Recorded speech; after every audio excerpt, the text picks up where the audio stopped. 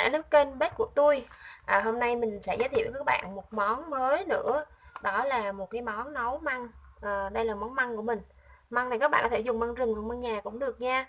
Măng này mình đã luộc rồi và mình đã để nó ngâm ở trong nước khoảng chừng 2 ngày rồi. Và cái măng này là măng đã luộc và nó đã có vị hơi chua. Thì hôm nay mình sẽ làm món măng chiên. Và măng chiên này mình sẽ có một ít gia vị, đó là thịt xay hoặc là các bạn dùng thịt băm cũng được nha. Tiếp theo đó là những cái gia vị mình dùng để ướp. Đây là ớt, còn đây là tỏi với hành mà mình đã băm ra này, củ hành củ tỏi. Và đây là một ít cọng hành, một quả trứng gà. Đây là đường, muối, bột ngọt, và đây là bột tiêu. Các bạn chuẩn bị dầu ăn cho mình để chiên nha. Tiếp theo của mình đó là mình sẽ ướp gia vị. Thì tất cả các gia vị này mình dùng để ướp với thịt. Đây là một ít thịt băm của mình, khoảng chừng 2 lạng thịt băm nha các bạn. Các bạn thích ăn cho nó vừa mỡ vừa nạc thì các bạn có thể dùng thịt ba chỉ, còn nếu như không thì các bạn dùng mỡ nhiều hơn một tí cũng được. Và đây là một quả trứng gà.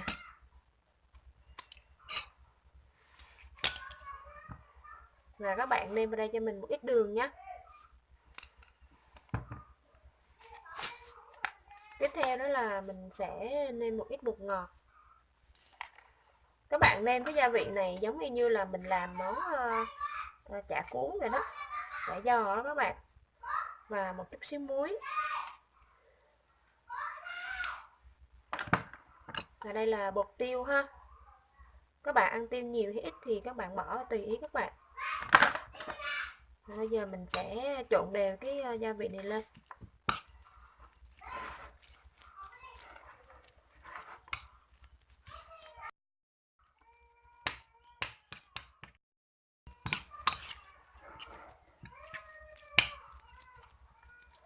Các bạn trộn thật đều và cho nó thấm cái gia vị này nha. Thì khi mình ướp với cái măng mình chiên á, thì mình cũng không có cần phải bỏ thêm bất kỳ gia vị gì hết, là nó sẽ rất là vừa ăn. Còn nếu như bạn ăn mặn hơn một tí thì mình sẽ làm một chén nước mắm mình ăn kèm ha. Để cho cái mùi của cái thịt, cái vị ướp của mình nó thơm hơn thì các bạn bỏ vào đây cho mình một ít ủ vị hương nha. Đây các bạn trộn cho nó thật đều vào nha. Đây là cái dĩa thịt của mình đã ướp và rất là đều rồi. Mình trộn nãy giờ rất là thấm gia vị. Và bây giờ mình sẽ bỏ vào trong cái măng. Đây là phần măng của mình đây nè. Đây là cái phần cái ngọn của cái măng, thì mình sẽ khoét một ống ở giữa, thì mình sẽ bỏ thịt vào trong. Mình sẽ bỏ cái thịt này vào trong đây. Giống như là mình nhét cái nhân ngũ qua đó các bạn.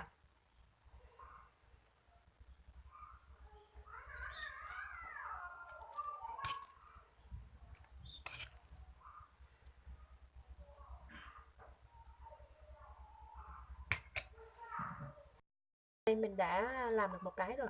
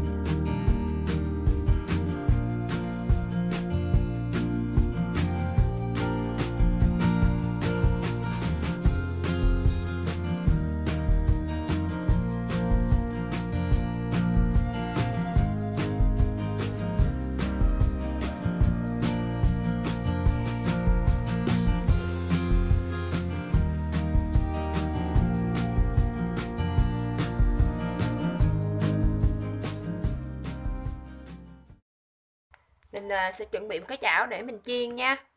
Bây giờ mình sẽ bỏ từng lát từng miếng măng xuống mình chiên. Đây.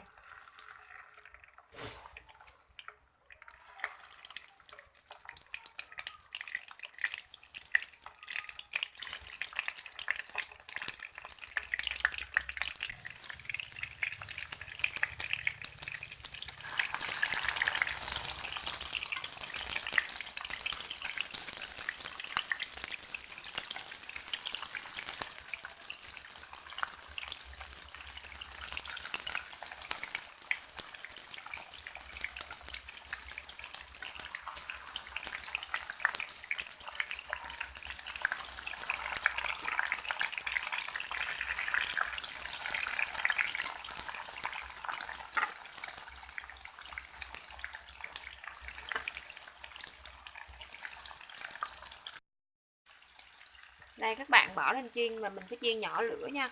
Mình chiên nhỏ lửa giống như là mình chiên cá hoặc chiên thịt đó các bạn. Để cho cái măng nó thấm đều gia vị, cái thịt của mình nó sẽ chín đi. Nhìn rất là ngon đúng không?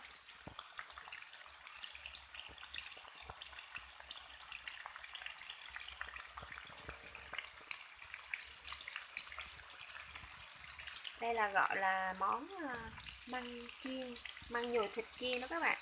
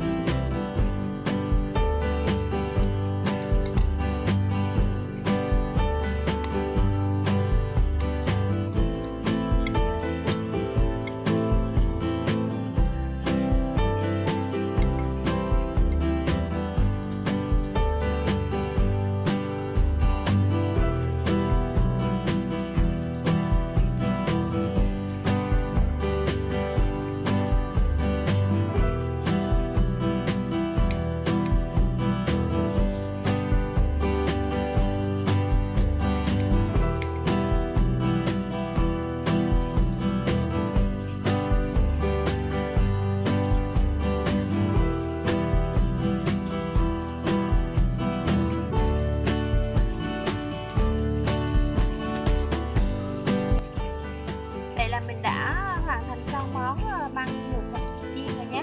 Và đây là mình đã có bỏ một ít tương ớt lên rồi. Và bên này là mình đã chuẩn bị nước mắm này. Nếu như các bạn thích ăn nước mắm chua ngọt thì các bạn